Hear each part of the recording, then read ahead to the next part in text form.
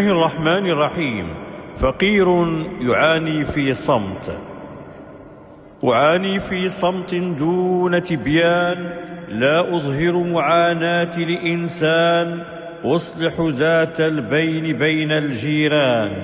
لا أشكو همي إلا للرحمن، أبتسم وأنا أرتدي الأحزان.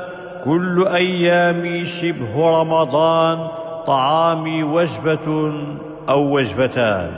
أعالج أمراضي بالنسيان، أساعد المحتاج والجيران، وأصفح عن ظالم سكران. أبيع ولا أغش في الميزان، ولا أزيد في الأثمان. لا أستقر في مكان، لأنني لا أتوفر على دكان. أجمع سلعتي في المساء عند الأذان، أستقبل أبنائي وأنا فرحان. قد نبيت بلا عشاء في بعض الأحيان.